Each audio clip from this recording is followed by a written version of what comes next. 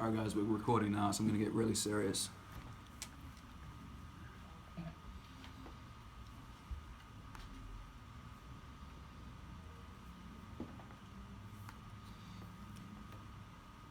The initial consults. This is kind of where it all starts, right? This is where we've been paired with a member. We've arranged to meet with them. They've been emailed and told who they're paired with.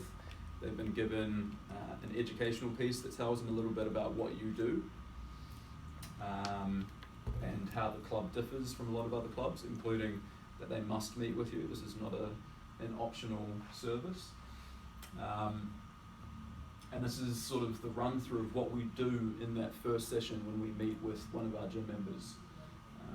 It's kind of a goal setting consult, as well as, of course, you take them through their PARQ, right? We need to clear them for exercise, and then we run them through some assessments. And we want to have that baseline knowledge of all of our members so that we can give them meaningful feedback to how effective their program has been, even if they're not working with us, right? Because every time we get another touch point with one of these members, it's another chance, if they're doing well, to say, hey, congratulations, that's awesome. Or if you're not doing so well, these are the things that I could help you with. And you get another touch point and maybe another chance to bring someone on as a paying client.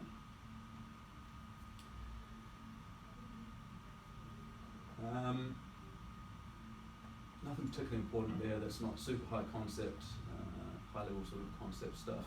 This is pretty important. These three words mean a lot to us, and they kind of form the basis of how we like to communicate at Tempest.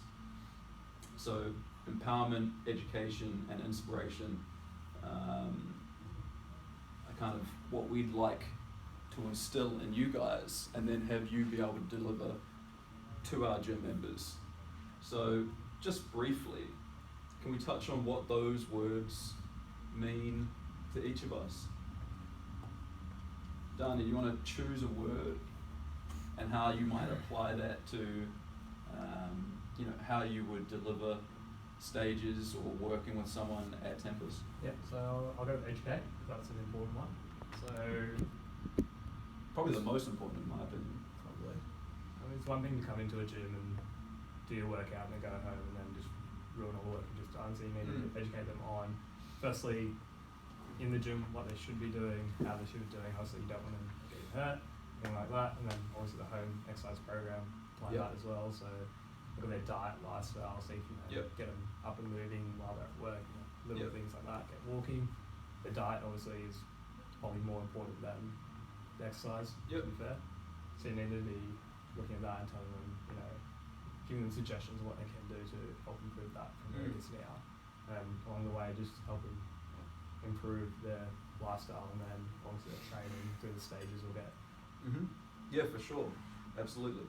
I think education is an interesting one, because we don't just want to give them the knowledge of how to do things, but also why it's important, right? Like that's possibly even more important than giving them a really deep understanding of things, is that they know why they're doing things. Because if they don't know why, in my experience, they don't do it. And so that's a big part of education as well. Yeah, cool. Anyone want to add anything to that for education? That's really what that means. No? For me, education kind of ties into both of the others, right? Like, it all starts with education.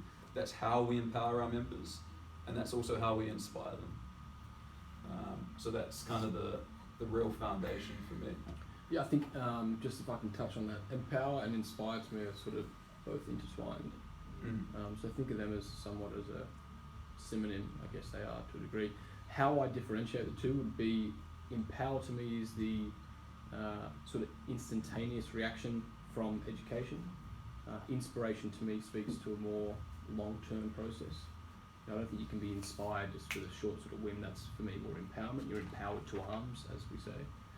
Same thing here. I think to be inspired, it speaks to more of a long-term sort of process. That's my take on those words anyway. At least the first and the third. Yeah, definitely. Yeah, I think that's a really good really good summary, and I agree with that inspiration sort of takes time as well. Yeah, for sure. Cool. Anyone want to add anything else there? Maybe later. Okay, here's our consultation flowchart, guys. So this is kind of like I said, when a member joins, they get paired with a trainer, one of you lot. They get sent the forms that they fill out on their own. That's their goal setting in Part Q, and they also get that education piece on the stages summary. And then when they come in to meet with you, they've already got their paperwork done, and you can just kind of speak to it. You know, it kind of abbreviates the process a little bit. None of this sort of waiting around for people to fill out forms. So you go over the goal setting in Part Q with them, you conduct the assessments.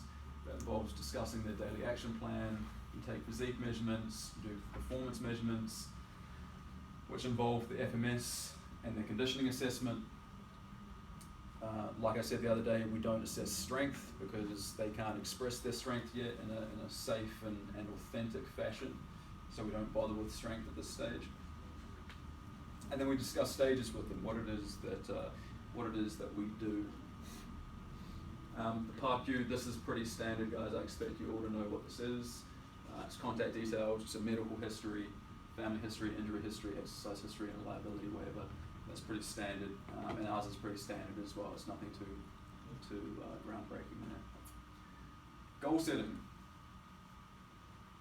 The first step in achieving your goal is to take a moment to respect your goal, know what it means to you to achieve it. I thought those were pretty profound words from a bit of an interesting character. I don't expect philosophy from The Rock, but I particularly like that quote. Are you sure they're his words? I think they're his word. Yeah, all of the quotes He's a bit of a I've poet, put really. on stages. Yeah. If you smell what The Rock What's been cooking, is yeah. cooking, I mean, that's just, that is gold. Profound, isn't it?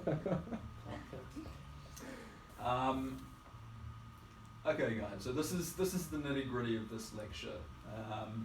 Goal setting. When we communicate with people at their level, when they're coming into the gym, they're usually a little bit scared. We do this every day, all day. So you need to come back to their level, make this a collaborative effort. A lot of PTs, in my experience, take a bit of a dictator's tone when they're working with their clients. I'm the expert, you need to just do what I tell you to do. There's a time and place for that, usually when it comes to the exercise program, but when it comes to goal setting and deal with the things that are most dear to the member, it's important that we just collaborate with them and teasing that out as opposed to telling them what it is that they need to do. So, they've written down the goals before we meet with them that they find important to them. We don't want to judge those goals or dictate to them how they need to change those goals. We just sort of ask some open-ended questions to assess whether that's truly what it is that they're interested in, and then we try to find ways to package the program around helping them meet those aspirations. Does that make sense? That's kind of I think the most intuitive thing about going through this discovery process with our members.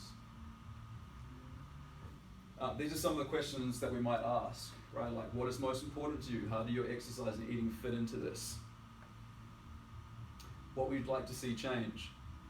If things were better with your eating and exercise, what would be different? Precision Nutrition, who we've spoken about already, have some really cool ideas there. You can check out that article, and they speak a lot to this particular topic. This is really getting into sort of the art of coaching trade stuff that we talked about on Tuesday. Quite often people come in and they're almost frantic, right? Like, I'm so unhappy with myself. I need to be 10 kgs lighter in 4 weeks. Like, they're really frantic, and we need to sort of work with them to figure out what it is that's making them so unhappy. Is it really that?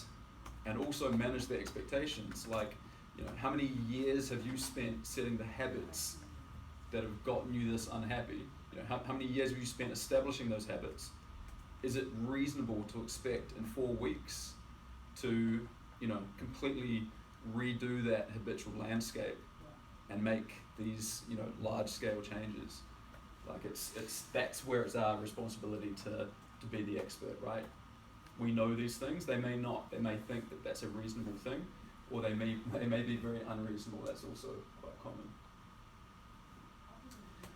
Barrier and bright spot identification. So a barrier is pretty straightforward, right? That's something lifestyle-wise that's not conducive to them reaching their goals. A bright spot is just the terminology we use to speak to something that they already do that is beneficial, that is already helping them. You know, they may have already made some changes in their lifestyle. We identify those. If they've already done something good, we say, that's awesome. How can we, you know, sort of leverage that to get even better results? These are all sort of built into our forms, but we ask them questions like, what have you tried? What didn't work? Has there ever been a time in your life when you've done better? Like, what was different in your life at that time that allowed you to do better? What was it that you did that was so much better? What needs to change to improve the chances of reaching your goal? That's a really big one that it's still shocking to me how few people have actually considered that. You know, they know what they want to happen, but they haven't considered what needs to change in order for that to happen. You know, they just know the outcome they want. They don't know the you know, what needs to go in for that to happen. Are you ready to make the change that's necessary to elicit that outcome? That's another really massive one. Are you willing to do the things that will allow you to reach that goal? And then what's your next step? This next bullet's super important. Like, communicating that habitual change is the key, and that consistent effort is what drives every result. It's super important. So that's something that we kind of build into, you know, just touching on, you know, like you just want to give them these little bullet points to think about. And again, Precision Nutrition have some really excellent content that speaks to some of this communication strategies and arts of coaching that if you're not familiar with or you want to learn a little bit more about, I'd really recommend checking them out. They've got best ways to subscribe to their podcast for free, and it's just easy way to listen to it if you're in the car. We've got heaps of quality, really good quality stuff. Yeah, they have amazing content, and all of their content they also have narrated, so you can just download it as an audio file and listen to it as well, which is really useful. The transaction, sort of this cost benefit analysis that most people haven't gotten to in their thought process. It's really important that we help our members with this. So it's crucial to help enrollees grasp the transactional nature of their physique and performance change. Before any goal can be realized, there is a price to be paid. This means there's a habit, and it's quite likely one that they're particularly attached to, right? That needs to be removed or adjusted in order for them to achieve their fitness goal or aspiration. The more aggressive the goal, or the more sort of outlandish, then the more drastic behavioral change is required, right? So this discussion that you have with them when we discuss what the transaction is, the transactional cost of their end benefit, we think of that as their readiness for change thought process, right? This is, they know they want to change, but are they ready to make that change? Is an entirely different subject. Our job as trainers is to facilitate this realization and ensure expectations are managed from the start. Right, so we're there to help people, but we're also there to make sure that they're not setting themselves up for failure. Cost of getting lean infographic from Precision Nutrition speak to this a bit. Basically what this is just a cool infographic that says if you want to be this body fat percentage, these are the things that you need to do every day to reach that. And then sort of like, do you want to do that? It's pretty much like if you want to be in the, you know, for a guy, if you want to be in the, I can't remember what it is, but it's like 4 to 8%. You need to have no friends, you need to eat all your meals at home by yourself, you know, like, it's not quite so full on as that, but that's kind of what they get at, you know, just everything comes at a cost. And this isn't delivered in a negative way, right? It's just sort of to try to bring home the realization that the bigger your goal, the more sacrifice has to come with it. And you know, if you want those changes, you really need to be ready to change some of your lifestyle habits too. Does that make sense, guys? We had quite a long conversation about this in the first semester of Stages, right, Matt, where we kind of went over the psychology of this and how much of it is beneficial, you know, because it can be quite confrontational, you know, like asking someone, you know, are you really ready to make those changes? Well, I don't believe you, you know, like it's kind of a challenging thing to talk about. It needs to be framed in a certain way, but it needs to be talked about because it's something that's usually missing from people's sort of critical thought process, right? Like I said, they're frantic, they want to make a change, they don't know what's involved, and when they do, they may not be able to reconcile the two, right? Like they may think they want to be 6% body fat, but they don't want to do the things that they need to get to that stage. So how do you reconcile the two? You need to change their goal, or they need to be willing to make those lifestyle changes. Yeah, I think it's about you need to figure out their why, like why they're doing it, what their end goal is, and why do they want that end goal. Yeah, absolutely. There's a book, I think it's Stephen Sinek, starts with why. Simon Sinek. Simon Sinek. Yeah. Yeah. Good old Si. We're good I friends thought of that's- Simon. Yeah. By that I mean, I don't know him. I listen But we're to familiar, him. we're familiar with his Yeah. work. Yeah. We're familiar with his work, yeah. Yeah. Yeah, absolutely. So, yeah, Simon Sinek. Yeah, he's theorised an idea called The the golden circle. yeah, Mm. which is Pretty groundbreaking yeah, we'll stuff. probably watch that actually in some of the Yeah, business it's coming. and brand When Matt- lectures when later Matt on talks to you live, guys, so that's that's coming up, yeah. Um, But yes, good insight there. Mm. It's- Yeah, glad to see that good point, there's some Sarah. similarities with what we're listening to online. It's good. So, look, so we've gone over what it is they want to do. We've identified barriers and bright spots.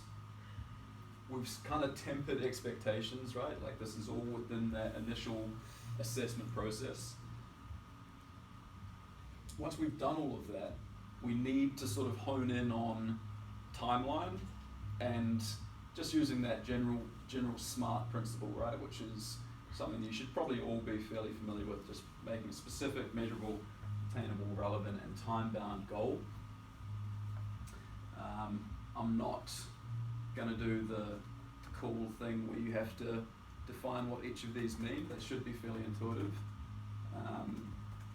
Probably the main thing for me is time-bound and measurable, and everything else kind of falls in underneath those. Of course it has to be relevant, right? But that's somewhat implied because we've gone through the goal setting process with them. I would hope it's already relevant to them. We need to be able to objectively measure all of our results, and we need to be working on timelines. Once we've got that, so we've established a good specific goal with timelines and whatnot for their end game goal, we then reverse engineer that down, right? We start looking at sort of yearly, monthly, weekly, and daily goals. Depends on what the goal is. It might take them less than a month to reach their goal. Less than a year to reach their goal. So maybe you're just working with monthly and weekly and daily goals. Whatever the case, we break that down into smaller chunks. You never, ever work with someone and say, okay, in 6 months you want to lose 6 kg? Cool, let's go and start an exercise program. Right, like we need to give them something smaller than that to work towards. Once we have that roadmap, we use that to develop our daily action plan. The daily action plan, that's Aristotle apparently. He said, we are what we repeatedly do. Excellence, therefore, is not an act, but a habit.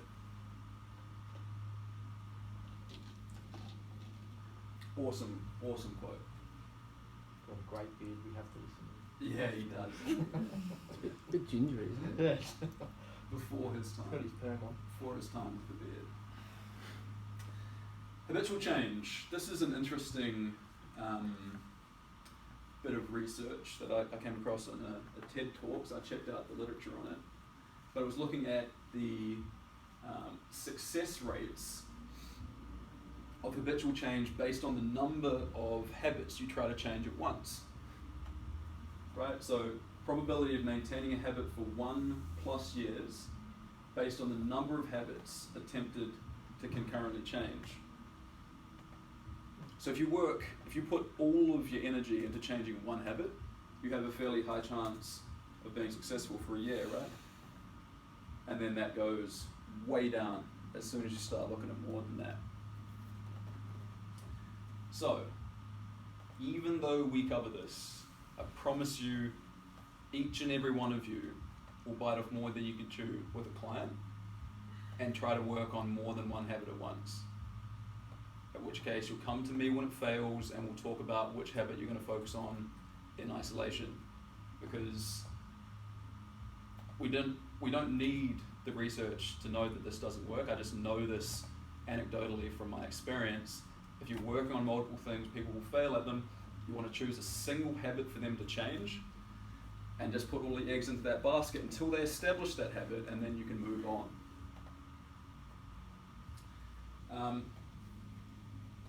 That's just a little sidebar on the daily action plan that we build out.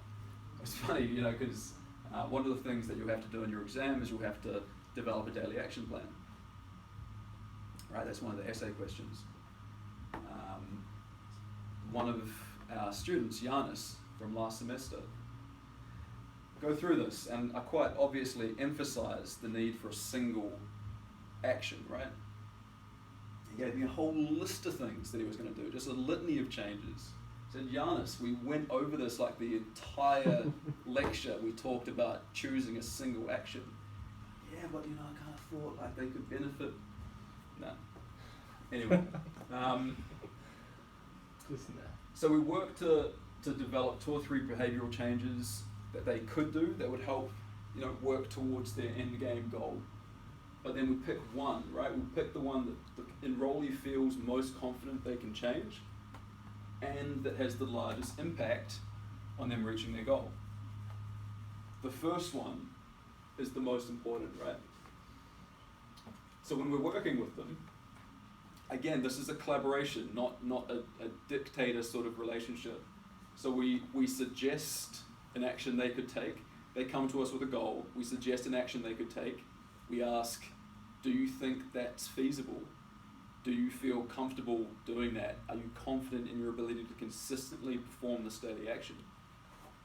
And they say, well, nah, I can't, I need at least 3 pies a day.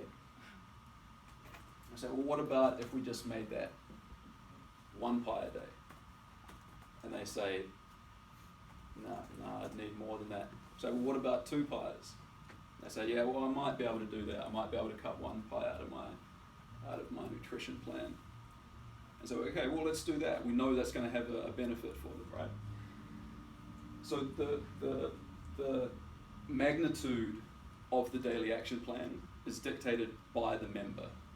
We just work them through that process. It's super important that the first action plan that you design for a member is about as easy as it can get. They have to be successful at their first one. If they fail at their first one, the chances of them failing in their second and their third iterations goes way up. Even if you make good adaptations and make it better for them later down the track, if they fail at the first one, it becomes significantly harder for them to stick to it. So we make this about as simple as we can. What do you give them? Like, just an example of what you give them. Like for a first daily action plan. Would it be like step goal or something like that? Yeah, you could.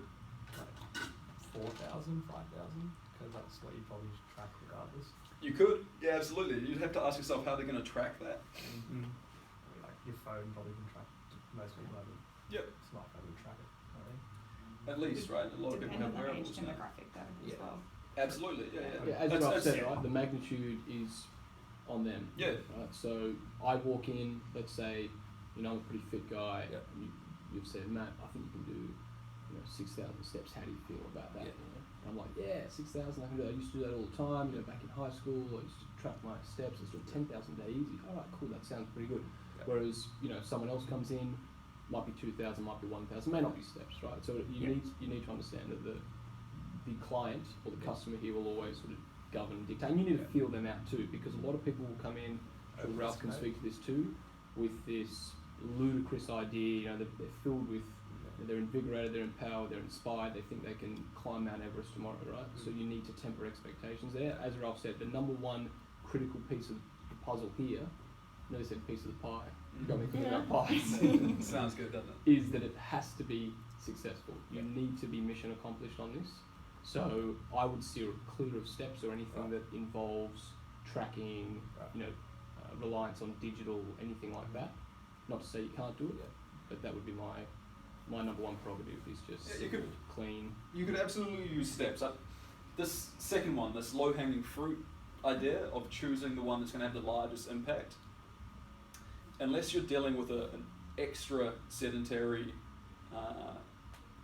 clientele, steps probably isn't your lowest hanging fruit, not for your first one anyway, right? It might be something like drinking a certain amount of water, and this gets down to the specific thing as well, right? Like, you don't just say drink more water. They have to have an actionable plan that they know at the end of the day they can tick off to say, yes, I did that exact thing. So you'd probably use glasses of water or something like that, right? Like, you might say 5 glasses of water, something like that. A first daily action plan might be something like, eat more slowly. It's like really, really basic concept. Yeah, but it's a fairly profound plan though. So eating more slowly increases their awareness of their satiety signals. Generally, people eat less, the literature says, if they eat more slowly. And you then define, depending on how micro you want to get, right? Like, my mum used to always say, like, you need to chew each mouthful 30 times or something. And us kids would all be done eating and would be sitting there watching mum eat, like, chewing mum. Finish your food. But you might say something like, start a timer, and you eat your dinner in this amount of time, or greater, but no like 3-minute meals sort of thing. Like that's the idea of a initial daily action plan, and then you build out on that. There's some examples of that in the slide deck actually. Did we cover all of that? We didn't. We kind of did. I'm just touching on the collaboration aspect again, right? Ask questions, make it easy. Super important that they succeed at this first one. You just work the action, right? And by that I mean just keep talking about it until you get to the point where it's clearly defined. They know exactly what it means to complete their daily action, and you have, an objective, measurable sort of metric that you can use to tick off on each day. So you can use a combination of exercise, nutrition, lifestyle actions. Again, focus on one action at a time. They don't move on until they demonstrate the ability to complete the task for at least 2 weeks with greater than 90% consistency. So if they don't do that, we make it easier. But in their first one, they will do that because you've chosen one daily action and you've made it so simple that they can't fail, right? Yeah, cool. Next time you look at this will be the following week. They'll say, yep, I did it every day. You say, great, keep doing it for another week. They do that again. And then you either add more complexity into the goal, or you tell them to keep doing that and start looking at a second one. And that's kind of somewhat based on how much potential you see within a certain action. If there's still a lot that they could improve on, then you just make it more complex. If that's kind of the gist of it in that first daily action, then you just start focusing on something else. Is this all sort of making sense, you guys? It's all very, very analytical over what seems like a fairly casual conversation, but this is literally what defines your members' success.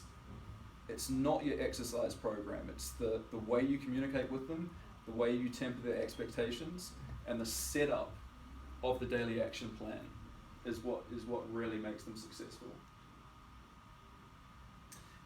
It's way easier to add a habit than it is to remove one, generally. So it's much easier to give them something else to do as opposed to take it away. Like, for example, adding a lean protein source to a meal is something that more people will be able to successfully do than telling them to have 50% less fibrous carbs or something in a meal, right? Like, people are much more prone to take on more than they are to remove some of the things that they already do. And that should make sense because it's adding a new habit as opposed to removing an old habit and adding a new habit, if that makes sense. That's kind of the difference between the two.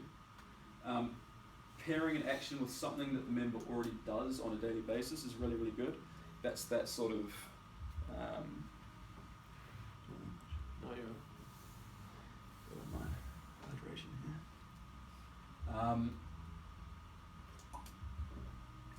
That works really well, right? Like, you can pair stuff like taking a fish oil supplement, for example, is something that I have a lot of my clients do, and you might pair that with brushing their teeth. They do it in the morning, they do it at night. Same thing goes for your hip, right? Sometimes, quite often, I pair hip exercises with their brushing their teeth morning and night, and you just hope they have good dental hygiene habits, right? Using a consistency log to check the enrollee's adherence. That's built into our proprietary app, My Wellness, and the Coach app, which will be available in our Tempest app here shortly. I'll walk you guys through that once that's live. It's not quite live yet. Do we know where that's at the moment? Tempest app. Yeah. Yeah, we're about to push it out, so Yeah. within the next week or two, I dare say, we'll have access, start to have a play. Yes, that'll be great. We'll cover that once that comes out. Here you go, Dani. Some action plan examples. This is a really good first one, right? Train 3 days a week. I love that one. It's my favourite. It's a given during stage 1, so I don't usually use that as the first daily action, although it probably should. The reason I don't is because they kind of have to, right? Like, that's what they're paying for. That's when they come and see you. You don't necessarily need to make that. You can ask for more than that. Is essentially what I mean by that. So, a Mind sleep you, ritual. if they've said, maybe they have a problem with attendance previously, that would be perfect, right? Absolutely. Yeah, really good point. So if they say, yeah, I'm paying for it, and I just still might not show up, then maybe you say, okay, well, hey, let's back off anything else that they need to work on. That's some low. And just make that, really send your expectations down and just say, hey, if I can get them in 3 days a week, that's a great start. That's exactly it. Like Matt said, like, you need to take hints from the stuff that they speak about in your initial interview. Eat slowly or mindfully. Don't drink your calories, so on and so forth. Pretty simple stuff. Some progression ideas. Using a food or exercise log. Eating foods specific to a certain body type, ectomorph, mesomorph, endomorph. There's some reasonable research that says that ectomorphs tend to respond better to high carb ratio diets, whereas endomorphs don't. And mesomorphs can pretty much do what they want. Carb cycling, intermittent fasting.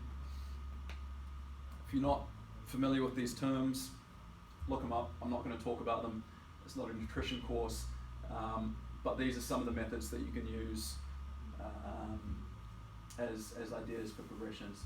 You'll notice that a lot of the daily actions are nutrition based, because most of the low-hanging fruit that we deal with when it comes to habitual change are nutrition based. Some sleep, quite a few exercise, but the majority of them are nutrition.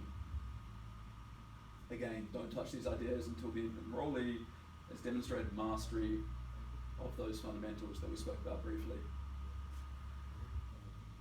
Another quote, man, I'm on the quotes in this slide deck, huh? I'm not discouraged because every wrong attempt discarded is another step forward. You want to think of the action plan as an ongoing practical experiment, and more so than that, you want to communicate it to the member like it's an ongoing experiment, so that when they fail, it's not really seen as a failure, right? It's just what we were doing didn't work, we'll just change it. It's not a failure where they go, okay, now I need to quit. It's just something that needs to be adjusted. That happens all the time.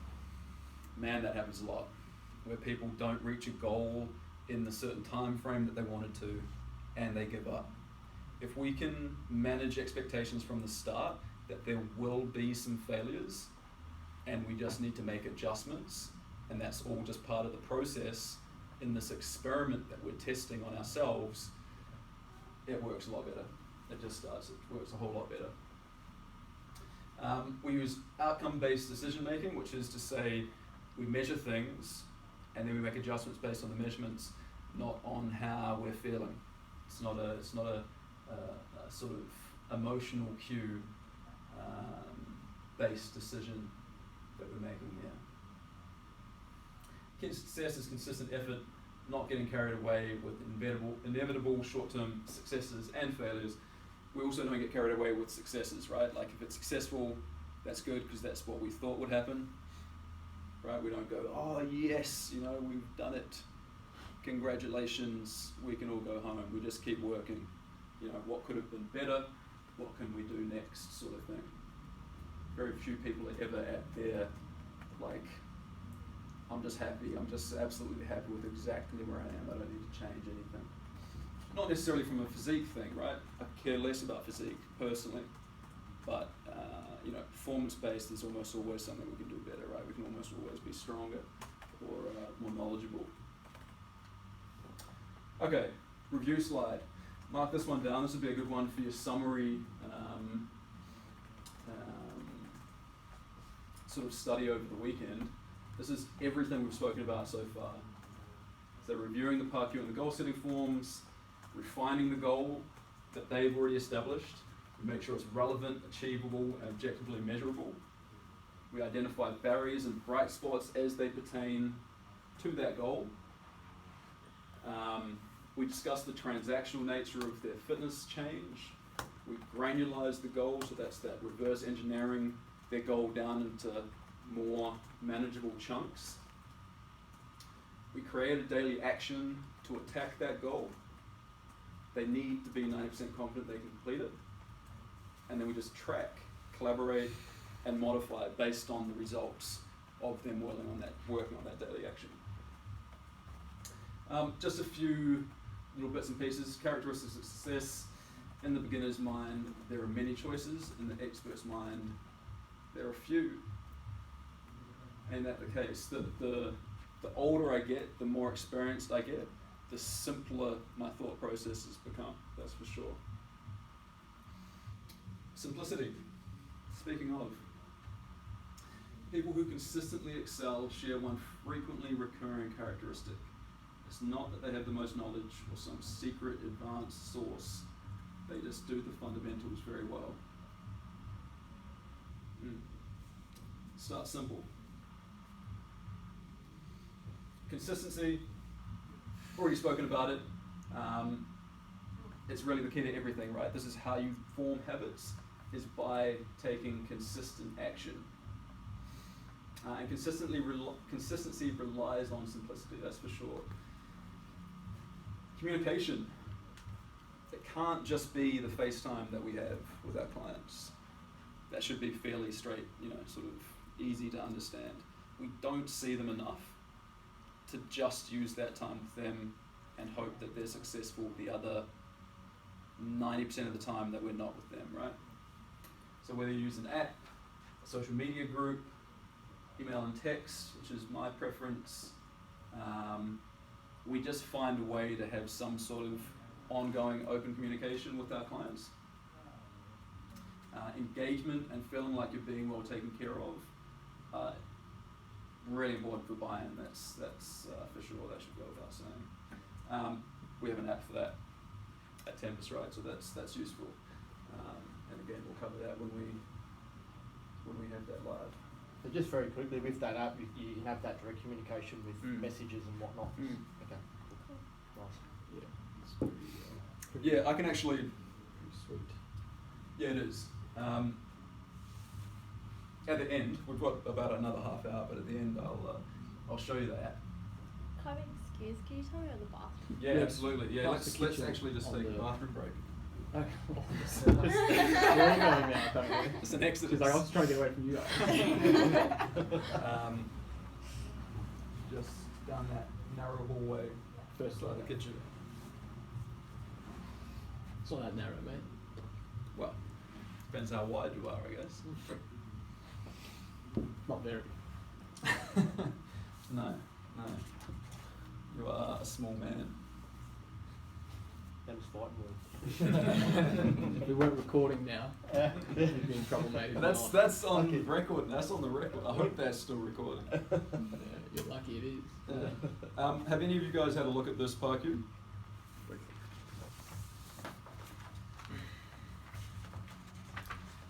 So the ParQ part of it is pretty straightforward, right? It's just, and we might make this a bit shinier. Like this is the ParQ that I designed for myself. That's been re-geared for stages. I'm not sure if it's necessary, but it might just make it look a little bit prettier. Are we doing like a postural assessment type thing in the initial assessment besides? Postural, Yeah. so we can. Because that would indicate all the instabilities and that would go with the functional movement screen. Yeah, we can, Sarah. There's limited transfer between a static postural assessment and a movement assessment. I'm all for postural assessments. It's not something we talk about a whole bunch in stages, Mm. but if you want to use that on top of what we do, Yeah. you should absolutely go ahead. Cool. Yeah. I think you obviously need to look at the fact that anything we find through the FMS, actually everything we find through the FMS It's that's an gonna inefficiency follow, yeah. will correlate Yeah. to an improved sort of base level posture, right? Yeah. So if you look at like, say your hip height, obviously it could show that they've got a Trenz-Ellensberg, which will come up in your functional movement screen. Definitely. It- Yeah, it's- there's- yeah. Like, There's a lot of No, there's a lot of redundancy Absolutely. between a postural screen and And an the FMS. FMS, mm. but you can never have too much data, right? The only thing you start playing around with is the currency of time. Yep. You know, so you have to ask yourself how much time you have with that person, and just how many assessments you're going to do. Mm. And it's something I constantly struggle with because I can assess till the cows come Yeah. home, but I just choose the things that are, you know, I think most pertinent to their exercise and their health, and try to take from there. Mm. I used to use a pelvis position assessment as part of my initial screening. Mm. I don't anymore because a lot of it's, like I said, covered in the FMS, which I think is why the FMS has become as popular as it has, because for a lot of people it covers a lot of different things. We'll come back to the ParQ. Common problems, all or nothing thinking, encapsulated by the same, damn, I took a bite, fuck it, I'll eat the whole pie. Super common, right? Super common. This kind of summarizes a lot of clients' weekends. I'll let you read over these in your own time, guys. They're pretty straightforward, but it pays to have these written down explicitly, because I think it helps to identify them and what you can do about it. Basically, we address all or nothing thinking with what could you do just a little bit better, you know, so you're out with your mates and you order pizza and you don't want to be like, you know, I really need to get a salad, I'm sorry. Maybe you just have a little bit less pizza and maybe you supplement with some chicken skewers or something. You know, like, just what can you do that's better than what you have done up until this time? And it's not just the benefit to their lifestyle that comes with, it's the psychological thing. They feel like they've still taken charge of the situation. Quite often what starts that downward spiral of someone failing is the fact that they feel like they've failed, right? Like they feel like they've lost control by not doing what they set themselves to do. So if they make allowances but still retain some measure of control, that's massive psychologically as well. Lots of focus.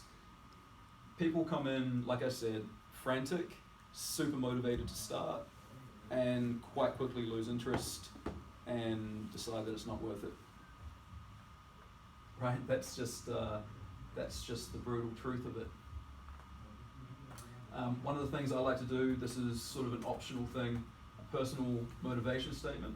Just something, it's like a sentence or two that they use to encapsulate what it is that they, in their heart of hearts, want to achieve. And then they can just post that somewhere and look at that each day to sort of bring home what it is that they're doing, why it is that they're doing what they're doing. That's their why statement, right? That's what Sarah was talking about earlier. Something that speaks to the why they've had to change all these things that they may not necessarily want to change. The other practical thing that we do is make them sign a training contract, right? That's clearly a win-win situation. Of course it benefits us, right, as trainers by tying them into a certain time frame, but it's also massively beneficial for them. I spent,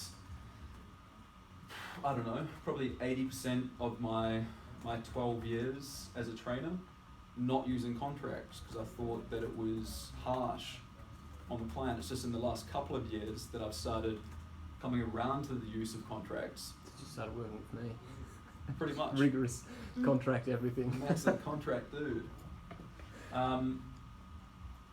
But more so for the benefit that it gives to them. You know, it's kind of a tough love situation, right? Where we use a contract to help them retain their focus. So that even the times when they feel like, you know, it's not working and it's too hard, you know, all of these things that most people go through, we can say, well, that's too bad. We're still under contract, Yeah. and let's bring it all back in. On that note, the contract really is not what holds them in, obviously, and if all this is done correctly, then it never gets to the point where someone wants to quit and they don't because of the contract. It's just another layer of attachment to the program, basically. So, you know, why wouldn't you have an extra layer just for those that may actually need it, or just to add cumulative effect to that attachment to the program, right? Yeah, it almost never comes down to an explicit, it never has for me, No. to an explicit, I want to quit, no you can't, you're under contract. It's more on their end when they start considering, you know, the possibility of wanting to quit. They go, well, no, I've committed to this program in its entirety. You know, at some point, that may be what stops them from deciding that they're going to quit or give up on themselves. Yeah, not really an explicit thing. Assessments. Without data, you're just another person with an opinion. I wholeheartedly agree with that. I had a different saying for opinions, but I won't share it. You've heard, haven't you, Ralph? Yeah. Maybe for when we know each other a little bit better. Maybe a graduation. Outcomes versus behaviours. Kind of like the difference between exercise and training. This is an important thing to be able to differentiate. Outcomes are typically enrollees' goals. Those are the things that they want to happen. Behavioural changes are the things that need to occur for them to achieve those goals. And if you track behavioural change, you can predict outcomes. But almost everything that we do in the fitness industry are based around outcome measurements. I think it's a little more effective to track and put more emphasis on behavioural change. because they are the catalyst for outcomes, right? If you're not tracking behaviours, how can you predict an outcome?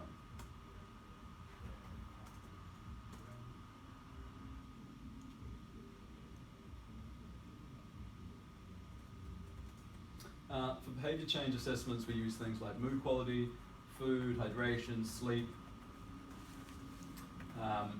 These are essentially your daily action plan that we've been talking about up till now. For outcome assessments, of course, we track both, right? Because we track as much as we can. Data is our friend. Usually on a monthly schedule, although that can kind of differ. Again, depends on who you're working with and how often they want to be assessed. Choose the measurements that align well with the members' aspirations and that matter most to them. All of these are optional within reason. You need to be tracking something, but you don't have to be tracking everything. So behavioural change, you might be tracking some measure of activity, food and hydration, sleep, mood quality. There go some examples of each of those. Sleep, it's not just about how much sleep they get, but how consistently they stick to a sleep schedule, things like that. We use an adherence log to assess behavioural change. We spoke about that a little bit already. Outcome measurements, we use things like photo, weight, body scan, circumference and calipers. We're probably going to use mostly body scan because we've paid for a really nice body scan for you guys to use, and it takes a lot of the user error out of doing physique measurements. It's a 3 to 4% variance rate, but so are the manual versions. So you just ask yourself, one's very quick, one takes longer, and it also assumes a whole bunch of things. We'll talk about that in a minute. Performance measurements, we do the FMS for movement quality. We have a cardiovascular assessment that we do as well, and then we assess strength beginning in stage 2. Photo, we also recommend members take 4 photos. We ask that all of your clients do. And we're going to use these to build a handbook. I've just called it the Stages Journey Handbook as sort of a placeholder. We'll come up with some catchy name. I'm sure Matt will help with that. He's good with catchy names. Sometimes. Most of the time. That's definitely not my forte. But basically you will use that in your sales process, right? So that's another nice thing about using a system like this, is we can build out marketing collateral that applies to all of you. So we build a handbook, and how effective could that be, right? If you're sitting down with a new member and you're walking them through the system that you use, you say, these are the results that come from this system, and you can show them before and after photos and survey responses from people that have gone through the system. Helps a lot, I think. This is something that Precision Nutrition use as part of their coaching system, and they're the most successful coaching system in the world. So this is something that I'm all for building out based on your client results, and getting these photos will be a big part of that. Yeah, we may even look at some video content, I think. Yeah, potentially definitely, some of the definitely. SportX Pro Yeah, definitely. collaboration, yeah. Yeah. Weight, it's easy, generally accepted. You might look at taking this on a weekly basis. You want to do your best to replicate time, hydration, recency of meal, those types of things to make your measurement a little bit more consistent over time. Female trainees, of course, they also need to look at their monthly cycle. When I wasn't considering that, I'd get some fairly outlandish numbers with assessments when I was working with female clients. It will completely depend on the girl, right?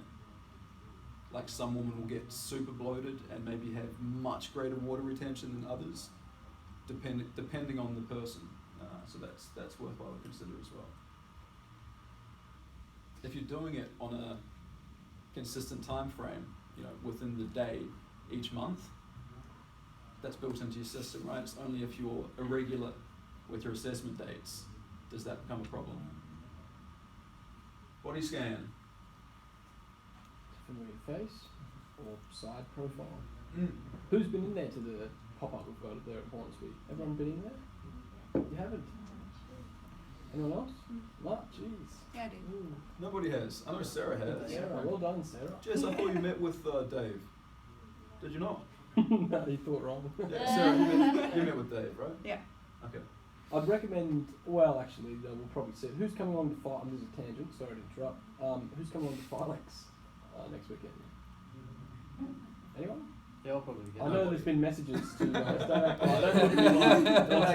I've seen the surprised messages about it. from Ralph. Is it Saturday and Sunday? It's Friday, Saturday, Friday, Sunday. Saturday. You Oh, there can you go. come any day or all of the days. Yeah. That's part of the fitness expo, isn't it? It is the same thing. It's one of the same. So I call it Filex because that's what it was called. They've now changed to the Fitness Show. It's the same company. Always Did been they? the same. Yeah, Mm. yeah. Always been the same thing. It's ICC. So.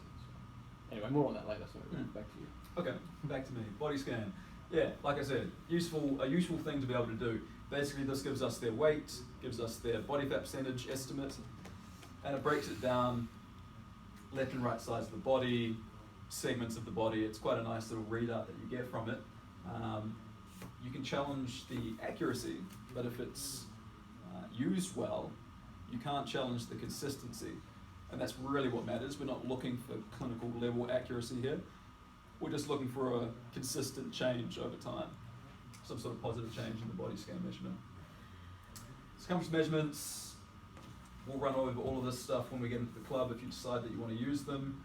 These are somewhat done away with by the use of a body scan. But again, you can use them if you like. Again, getting back to Sarah's point, you just have to ask yourself about your time commitment, how much time you're putting into this assessment, and how much time you have to give. Note on caliper assessment. So some of the things that are assumed in the accuracy of caliper assessment testing assumes 1/3 of subcutaneous fat is found superficially, but that differs with age, sex, and ethnicity. So that's kind of a tough one. It assumes 200 plus assessments of experience on the part of the practitioner. I've used calipers for years. I'm not sure if I've done 200. I've probably done 200.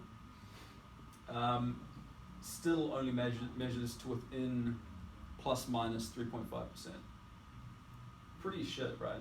To be honest. I mean, let's just be honest about it. It's still not very good. Bloody hard to I've do as never well. used It's it. just hard to And never do. will. I don't know.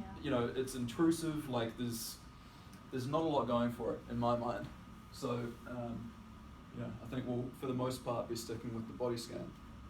I once did a caliper test on a man's thigh, but he was wearing jeans. He didn't want to take. This was years ago, and I was like, well, what do I do? And there's some good stories. I'm sure I'll tell you some good stories over time. And he didn't want to take his pants off. He said, we'll just Do it over the dream. Just do it Over over it. jeans. Yeah. Getting that habit. Pretty much just measured his jeans. That's funny. yeah, good That's times, funny. huh? Regardless, I've included some graphics with measurement sites and some cues for technique on how you use calipers if you would so choose to. Little note on the difference between accuracy and consistency. Like I said, accuracy, yeah, it's nice, but the most important thing is consistency. Performance assessments, the FMS. Conditioning, that's a protocol that we'll run through again when we can in practical setting. It's a simplified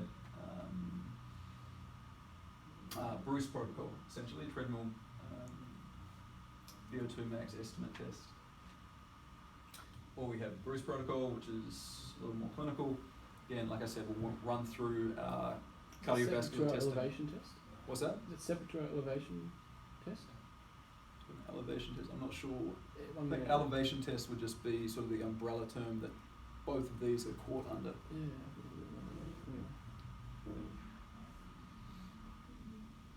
I don't know how many times I've said this. We don't assess strength at stage 1. Enrollee surveys. So on top of objective measurements, we collect pre, intra, and post stages survey responses. And again, that's to fuel our marketing collateral so that we can build out a really robust set of tools that you can use in your sales process. So we should only get better at converting clientele as we would move through, right? So, having done all of this, right, we've cleared the member for exercise, we've set goals, identified barriers, established an action plan, perform baseline assessments. And we do this for all of our members. Like, we can't add much more value than this without just giving away our services, right? But that's on purpose. Like, you want to add as much value as you can, and we also want all of our members to be successful, whether they're working with trainers or not, don't we? We want people to be better. So these are the things that we've done, and they should be coming out with a better understanding of what it is that they want to do and how they will achieve it. They should be thankful for your help in that regard. This is a value-packed consultation, and it should also demonstrate your expertise, you know, as a habitual change coach, as an exercise professional. So now we just talk about how these things tie in with stages, address their concerns. The sales process is something that Matt's going to get into in far greater detail towards the end of Stages Academy, with some of his lectures on the business element of things. But this just gives you a sort of a very simple summary of the things that we do. So then we talk about all the tie-ins, right? So how we use all the information that we've gathered from them. We discuss how we use movement quality to dictate exercise choice, why we use a movement screen. Discuss the use of behavioral change and the various dynamics and the ways that that can catalyze good outcomes for the client. And we establish the importance of all the things that we've assessed. Use the Stages Journey Handbook again, still in the works. Ask them if they're interested. They should say yes. I would if I were them. Not that I'm a little biased or anything. If they're not interested, at Tempest, so these slides are here specifically for you guys, we book a second session to show them through exercises based on their FMS assessment. So even if they're not going to do PT, we're still going to give them a workout that has a purpose, right? So we don't just chuck them out to the wolves because they're not interested or they're unable to financially buy into Stages straight from the start. And so this is, I mean, it's still just a snapshot of training for them, right? So it's not periodized. It's just a workout that we can give to them, and hopefully they won't hurt themselves because it's based off of their FMS results, right? The idea is then that we can reassess them later. They come in a month later, we do another FMS. We say, well, your movement hasn't improved, your physique hasn't improved, your cardiovascular fitness still sucks. You know, these are some things that you could do to improve that. It's, like I said, it's another touch point, it's another chance for us to sell them on the system. And some may ask, you know, why do we give them a somewhat tailored program even though they're not PTing with us? The answer is pretty simple. That's our ethos. You know, we look after our members, regardless of if our members are PTing for whatever reason, their financial circumstance or otherwise. We have a duty of care to them. You guys have the same duty of care as employees, subcontractors, business affiliates and associates of the Tempest brand. So that's why we do that. And additionally, for you guys later on down the track, an injured or broken member is not doing PT at any time. So if we have known inefficiencies or asymmetry within our membership base, obviously we're going to steer our members away from terrible functional patterns or lifts for those inefficiencies. The idea is that we know, guys, 90% of people don't make drastic positive improvements without coaching, without habitual lifestyle coaching and whatever else comes with Stages. So we're going to give them a program where they can go and work on their own. Hopefully they don't injure themselves, but hopefully also from a business standpoint they don't make awesome sort of headway and improvements, which it'd be good if they did, but they're not going to. We know that, right? That's the health and fitness industry. Yeah. How long does that session go for? The assessment seems long, doesn't it? I mean, we've just been talking about it for a... Are you talking about the initial assessment? The initial, and when they say no, like you give them a workout, how long does that go for? The second session you do with them? Yeah. Well, it entirely depends, but it's going to be somewhere between 45 minutes and an hour. So you're talking about 2 hours. Yeah, we'll go over this in more depth through the later parts or later lectures of Stages. That second session is also a conversion tool. So people will often say no, not often, but people will say no regardless of how much value we build session 1. when we can actually show them some of the benefits of training alongside a coach, that's actually why we do that. It's giving us a second chance to convert that sale. So Actually, a lot. I'd say the majority of people won't sign up until they can see you coaching them. yeah, that's So right. it's quite often that you won't sell someone until the second session. Yeah, who's PTing here or had experience PTing? Yeah, and what are your sort of conversions? Do you do some sort of induction process or? Basically, because I was doing it when I was doing CrossFit a few years ago, was basically, so I did the initial assessment, Yeah. and then it was a breakdown of similar sort of functional movement screen, and then teaching them like the breakdown of the ollie lifts. As you were, guys. Yeah, and what sort of? I knew he had to go to the toilet. So we're so in sync now. It's funny. And what sort of conversion rate would you have from, say, a lead, if that's how you find a lead, to actually converting someone to an ongoing client? Or, Basically, if their movement screen was poor, that's when I'd approach them and be like, you need extra work, you can't Yeah. join the class just yet, we need to fix a few things before you're capable of is that an going on." additional price, or is that something that you charge? It was additional, yeah. Okay. Yeah, so they were charged like the standard rate for the class, Yep. but then they were asked to, because they had the poor movement ability, then they were asked to Yep. do the PT. Yeah, obviously that's a bit of a different model than Yeah. how most big box classic clubs operate. Yeah, So- well, basically in like a majority of cases, it was either one or two situations. So Yep. someone would either, like during the process of them speaking to the admin staff, they'd say, okay, well, you know, that was part of the sales process. For example, they'd say, are you interested in PT? Yep. So it's kind of mandatory that every member would be in contact somewhere along the line with Yeah, the. but not with the mandatory that clients. you actually get No. a sit down induction per se with them. Yeah. That's really yeah. up to them whether they want to come along to that sort of. Yeah, meeting. so I would basically, like, it would be more or less mandatory that we contact the member, Yep. and then kind of discuss. Let's say you contact a member, I've just signed up. What's the step from there? So it'll be either like. I'm not sure if the- I want PT yet. Yeah, maybe. I'm sort of. Yeah, You know. yeah. So what I do is I tell them straight off the bat, before you have a weight on your back or a weight in your hand, you must go through a movement screen. Yep. I'm pretty straightforward with that. So essentially, they kind of have to earn the right to get on the floor. Yeah. So I say, run through obviously the value of, okay, we need to work out if you can perform all the basic, squat, pat, hip hinge, blah, blah, blah, blah. Yep.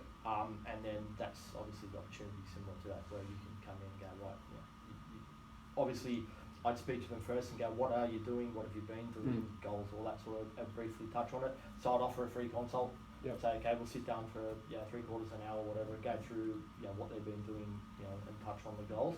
And then I'd kind of get a lot of, like parallel kind of information from that, Yep. and then that would give me obviously the ammunition to go, right, cool, this is obviously every individual is different, and gives me the ammunition to go into the session and go, Yeah, right, this is what you why need. you're not getting results, or this is the way you can do it.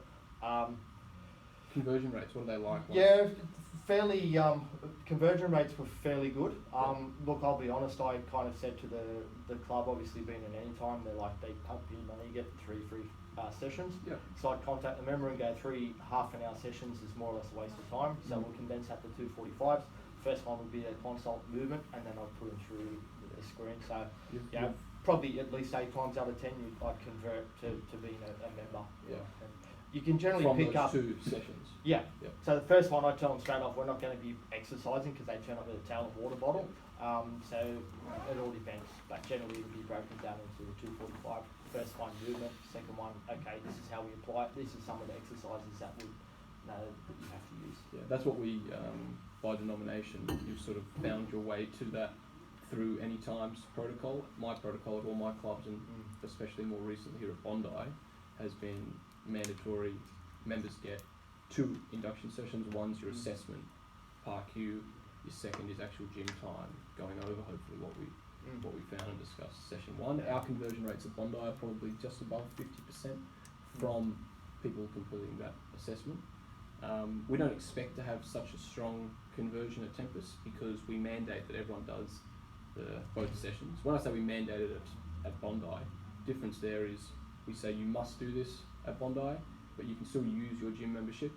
At Tempest, I'm not sure if you guys are privy to this or not, this might come as a bit of a shock. I've told them. You do not set foot on the gym floor until your assessment has begun. It's in your first assessment, so your online forms need to be completed. and your first actual sit down with your trainer must take place before you are given access to the club. That's industry first. Nowhere do they have such stringent terms, and we'll celebrate that. You know, we'll say this is why we do it, and obviously there's a marketing and communication sort of strategy around that, which you guys will get more information on as well. Yeah, But we do it more for their good than for our Absolutely. own, right? Yeah. Like that's going to put a lot of people off. So we're literally doing that because we know that that's what's best for them.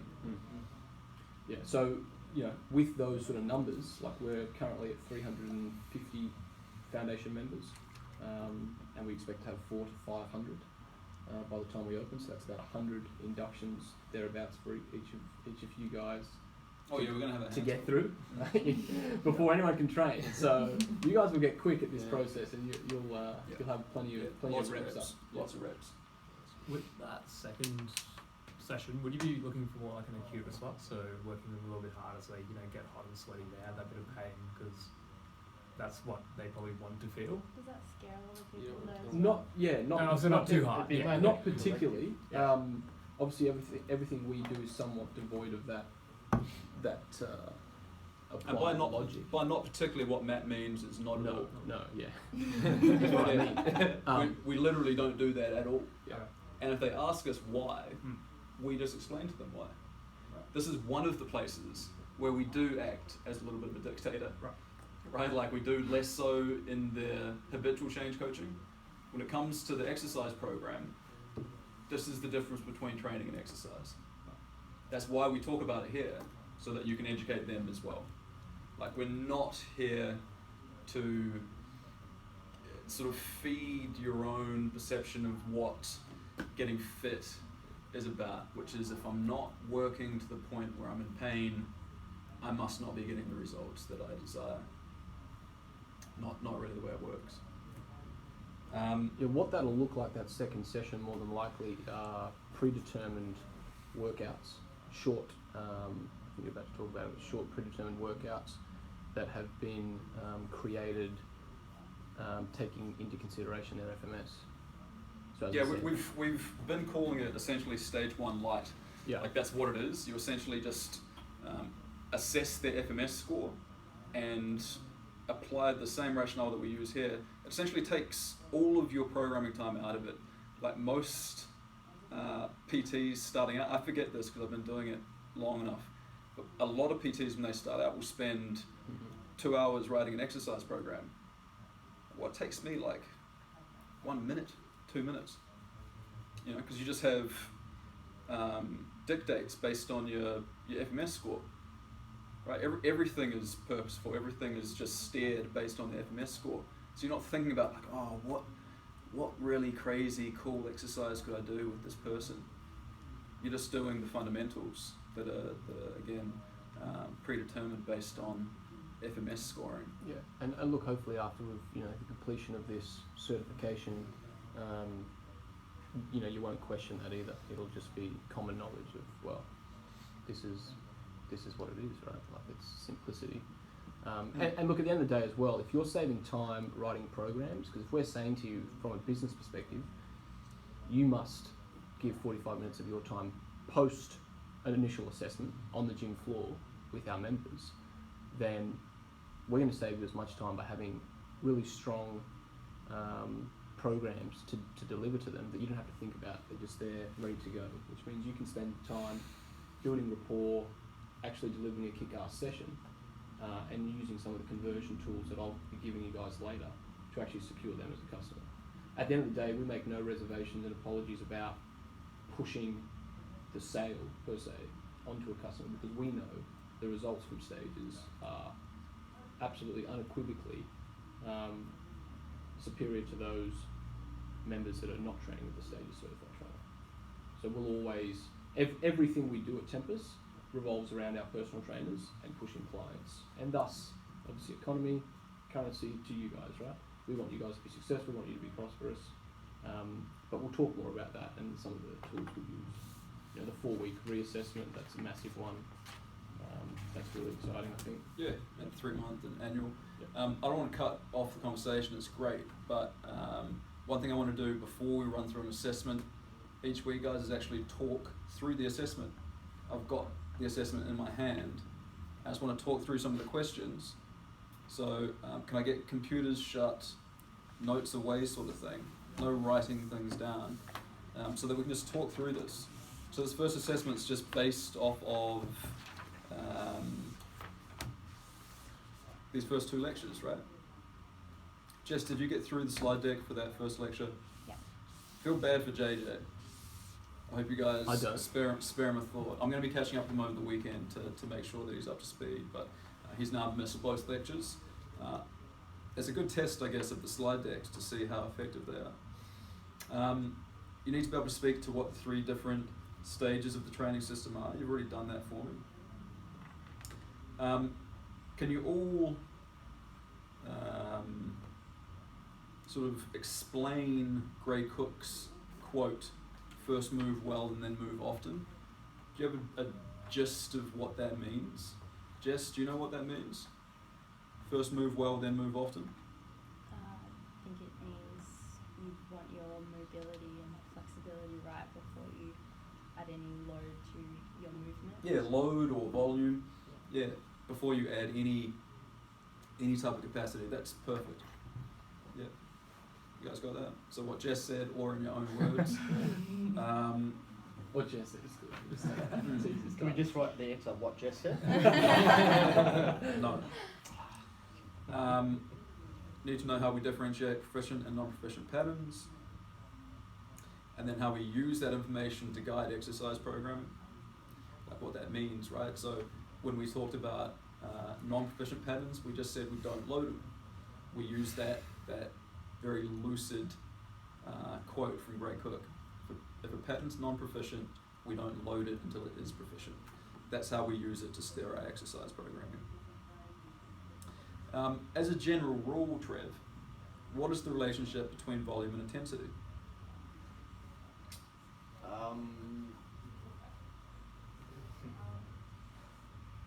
Volume is the total amount of work done. Not defined, Not defined. just what's the relationship between the two? It would help if you've got 2 answers. I'll read the answers to you. Positive, which is to say when one goes up, the other goes up, Inversely. or negative, when one goes up, the other goes down. I'm confused. What's the question again? You've got 2 variables, volume Yep. and intensity. Yep. Is the relationship between the two in exercise programming positive or negative? Positive means that when volume goes up, your intensity would also go up. Inversely proportional. Yeah, they're negative, right? Yeah. Makes sense to everybody? That's a very simple rule of programming. And it's mostly just dictated by human physiology. Like, you can't have both go up. You can't do more at a higher intensity. They must be inversely related. And at what ends of the spectrum do we use in stage 1 when it comes to volume intensity? Do you mean like sets and Stage reps? 1 lower. Yeah, sort of, yeah. Higher volume, lower intensity. Yeah, high volume, low intensity, right? Because we're trying to reinforce movement patterns and work at a low enough intensity level that they can express high quality movement. And that was the next question, Dan. What are the 3 words that we use to define our communication ethos at Tempest and its stages? Power, 3 words that were really Power, big. education. What was the first one? Everyone's fun to get their Power. thoughts. Empower, yeah. That's great. Yeah, empower, educate, inspire, yeah. Know what the transaction is. Just read that slide, be able to put that into your own words. The transaction. It's the name of a slide. It's also the name of the movie. Sounds juicy. Sigourney Weaving. Bigger names. Be able to give 3 examples of daily actions. Yeah, you can even use the examples that I've given, or you can use your own. Just whatever you like. Remember how we define a stage 1 daily action. Make sure it's specific. That's where these guys lost points in this exam. Gave me daily actions that weren't objectively measurable. Know the difference between outcome and behavioural change? You guys feel pretty good about being able to do that? Know the difference between outcome and behavioural change? One drives the other. What's the driver there? Behavioural change, right? That's what drives outcome change. List a few outcome measurements, things you could use to define outcomes. List some behavioural measurements. That's it. Man, that's easy, isn't it? It definitely gets harder as we go along. Mm. Yeah, I think I sort of prefaced that last week. Yeah. You weren't here, but I just said, look, the way that we've built the curriculum is so that it's definitely top heavy, right? Mm. Or top light. Top light, depending maybe. on which way you look at it. Yeah. Not sure. But look, this is like the honeymoon period, really. So It is, yeah. So you know, this isn't. A lot of this will be assumed knowledge. For you guys that have got more practical experience, certainly a lot of it should be.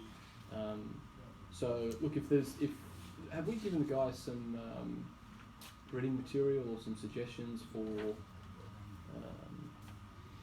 how to sort of curriculum study? Yep, just For an preparation anatomy for- atlas, and they've got access to all of the most dense slide decks, FMS and the anatomy slide decks. And not to say don't study what you've got so far. Obviously, this is go time. You're going to have an exam on Monday. On Monday, yeah. Is it? Yeah, exam, and then another lecture Tuesday. But Matt started studying his anatomy in week 1. Yeah, absolutely. Yeah, and I still performed out of all my exams. I think the anatomies were just sub 80%, where the rest were high Yeah. 90s. So that says something. Are you I've been wanting a to know PT for origin, 4.5 years. insertion, and action? Of Yep. the muscle? Okay. And Nervous system, less so. That's there for the overachievers who want to know about nervous system anatomy as well. I've included in the slide decks, it's not required. The way the exams are mostly written are origin, insertion, multiple choice, where you're given some hints, whereas function, I'm just looking for blank slate, like you need to know the function of the muscles. Origin and insertion are important, and if you go into that depth, you don't need to know function because you can derive it from your origin and insertion. But what you need to know for the exams are definitely function. Know the functions of your muscles, yeah. Yeah, I don't want to talk too much about the anatomy exams or scare you guys too much. That's already enough of the scare tactics. Already doing that. Yeah, I know. We'll cover that more as the time comes. yeah, good thing is we've got time. Yeah, If we you are- spent if you are extra worried, time on it. if the ball's in your court, so to speak. So get studying. Yeah. Whilst the content here is pretty light. If there's something you're preemptively going to struggle with, get on it now.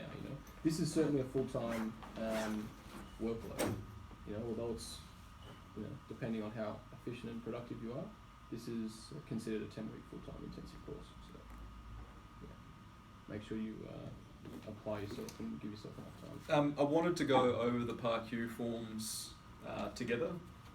I just don't want to keep you guys around any longer this afternoon. So fill this out yourself at home.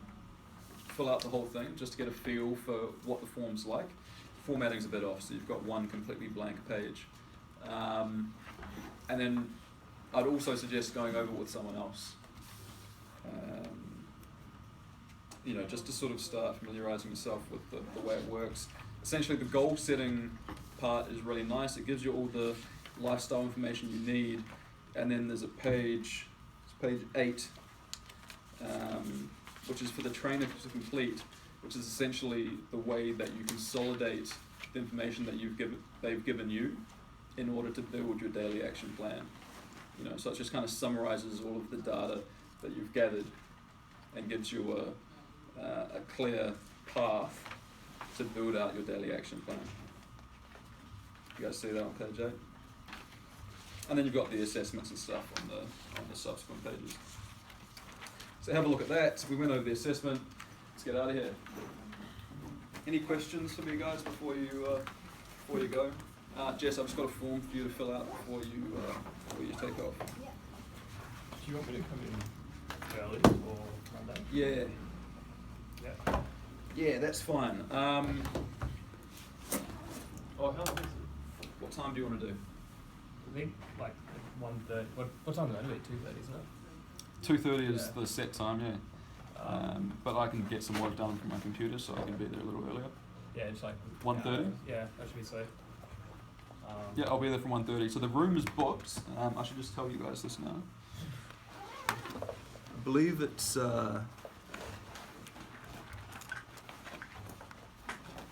meeting room 2 or something.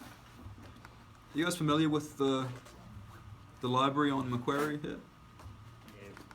When I went to school. Been a long time since I've been to the library. I think I did What's in that? school. Been a long time since I've been to the library. That's what I said. Study room Yeah, 2. yeah. Study room 2. Didn't even know they still existed. Is that the state library? Yes. Yeah, Okay. Where? That's like, it's just over there. It's like 2 blocks That's that way. study that's the room big too. one on the corner, isn't it? Mm, Just up? yeah, beautiful, beautiful facility. Oh, it's gorgeous. Also, did you get the payment a chance? Don't know. Yes. Yes. Okay. Did Yes, you? Thank you. Yeah. Yeah, I need to consolidate with Matt on a few of those things. Consolidate these keys, which are in your hand, with your hand. Consolidate these keys with your hand. How did you from that? I don't know. I wish I knew. So, no questions then. Everyone good with the material? That was a nice touch going over the assessment, wasn't it? You guys didn't get that.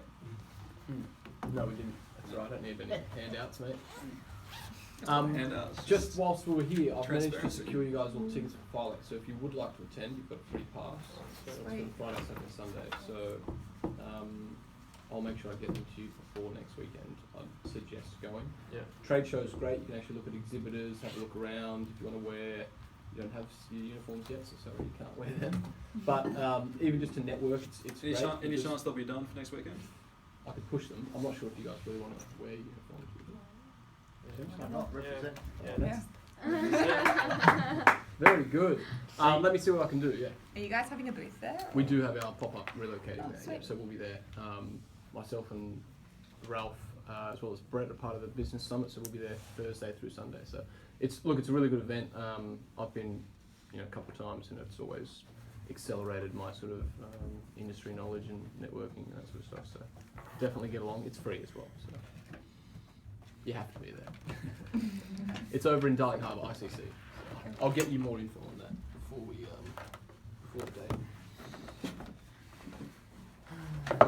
date. Yeah, so study room 2, guys. I will send a message as long as I remember.